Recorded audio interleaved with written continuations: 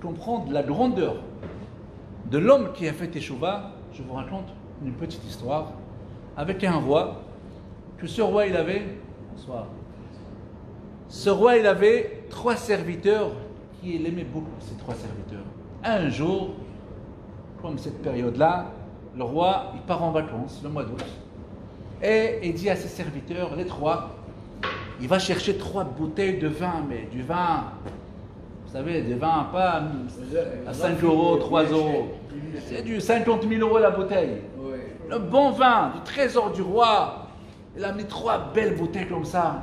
Il a dit, viens mon serviteur, tiens, tu vois cette bouteille, tu me la surveilles, je vais en vacances, je reviens, personne ouvre la bouteille, ni doute rien du tout. Tu me la surveilles, attention, sinon,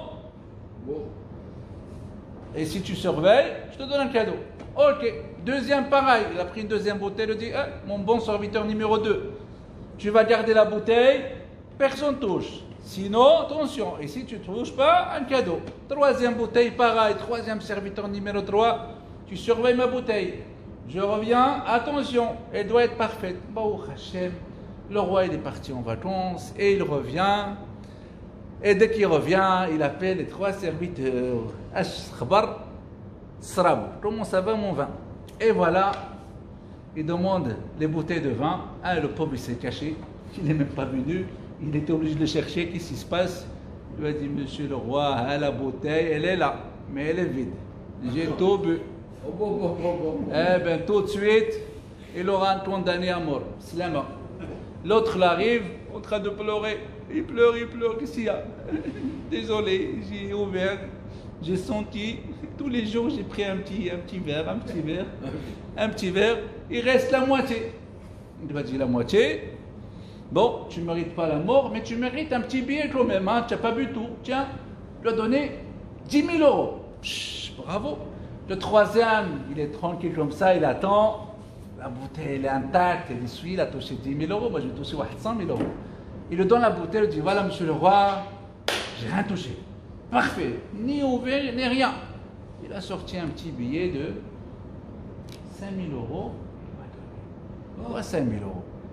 Il dit, moi 5 000 euros, moi j'ai pas touché la bouteille, elle est parfaite. Lui il a bu la moitié de zrob, tu lui as donné 10 000 euros. Et moi tu me donnes 5 000 euros que j'ai pas touché. Mes chers amis, la réponse, c'est tout le monde va la comprendre. Et il lui a dit, tu sais c'est quoi ce vin? Rien que si tu avais un petit peu ouvert et senti le vin, wallah tu vas finir toute la bouteille. Et ce monsieur là, il a senti. Il a vécu 1 mois avec cette bouteille dans sa chambre. Et au lieu de la boire en une journée, il a pu tenir. Et ne pas boire tout, et boire que la moitié. C'est une force. Ça, c'est un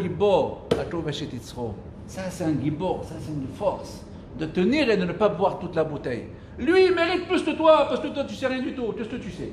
Voilà. Tu sais le goût de la bouteille? Non. Eh ben, tu as pris une bouteille en verre, tu crois que c'est une bouteille en verre, tu as gardé la bouteille en verre. Mais lui, il n'a pas, c'est pas une bouteille en verre, il a ouvert, il a goûté. Le goût du vin qui coûte 50 000 euros la bouteille, c'est un goût exceptionnel.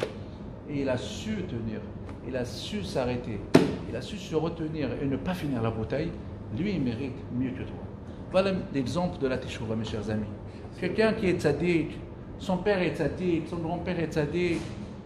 Est-ce qu'un jour on lui a montré c'est quoi une discothèque, une boîte de nuit, c'est quoi l'île Maurice, c'est quoi Mykonos, c'est quoi Ibiza, c'est quoi chez Mishmor, la Pritzout et la plage mixte, c'est quoi tous les repas non cachers qu'il y a aujourd'hui, les fruits de mer, les fruits de la ma grand-mère, tout ce trarouette là, tout ça.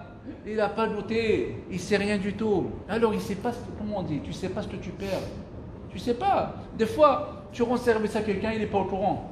Moi, tu ne sais pas ce que je t'ai rendu comme service. Je ne sais pas. Mais le pauvre, il s'est fatigué, tout pour le protéger, mais lui, il n'a rien senti. Il ne sait pas. Quand on ne sait pas, on ne sait pas. Alors un tzaddik, c'est un tzaddik. Il est mitgaber. יצרו גדול מכל אחד. כשם שאדם צדיק גדול, כך יצרו גדול ממנו. Plus tu es un tzaddik, plus le tzara est plus grand. Mais plus grand que toi, mais tu n'as pas goûté. Le tzaddik, il fait des avérotes, c'est sûr. On fait toujours des avérotes, des brachot sur kavana, des trucs comme ça. Mais les grands avérotes, Hilul Shabbat, Ritzot, ça, les tzaddikim, ils ne font pas. Alors, ils n'ont pas le senti, ils n'ont pas goûté. Mais un rachat, pour s'arrêter, pour dire à quelqu'un qui travaille Shabbat tous les samedis dans les marchés et il gagne 10 000 euros de chiffre d'affaires, arrête-toi. Il doute, il a douté. Vous savez que c'est quoi la ta'ava de l'argent? Et les gens croient que travailler Shabbat, c'est... Ils gagnent quelque chose. Ils ne savent pas que Hachem, il t'a donné à Rosh Hashanah ton budget. Tu le fais en 6 jours, en 7 jours, c'est pareil. Si tu le fais en 7 jours, vous savez l'histoire. Hein? Je crois que voilà, c'est ce partage. En 6 jours, en 5 jours, en 4 jours. Vous savez, il y a des gens qui à l'époque, ils ont ouvert un magasin. Ils ont dit, ils vont devenir riches, ils vont ouvrir 5 magasins. Ils ont ouvert 5 magasins, il n'y a aucun qui marche. Ils n'ont pas compris. Mais la réponse, elle est quoi? Il fallait un magasin pour gagner 5 000 euros par mois ou 10 000 euros par mois. Tu as fait 5 magasins, et bien c'est partagé. 2000, 2000, 2000. La parnassa et la Rosh Hashanah, c'est à toi de la partager comme tu veux. Tu veux rester à la maison avec l'imouna, tu peux rester. Si tu as une imouna très forte. Mais tout est écrit à Rosh Hashanah. Alors, c'est lui qui est Mahalel Shabbat. Il a du mal maintenant. Ce goût de Avera, de travailler Shabbat, faire de l'argent. Et faire de l'argent chez Mishmor ça des fois. Alors, il vient un jour, il dit, je m'arrête. Je t'aime à Kadosh Baruch Hu. Ça, c'est une force qu'elle s'appelle Gdolim. מקום שבעלי תשובה עומדים, אין צדיקים גמורים יכולים לעמוד. Ça, c'est même un grand tzaddik, il ne peut pas être à la place d'un Baal Teshuvah comme ça.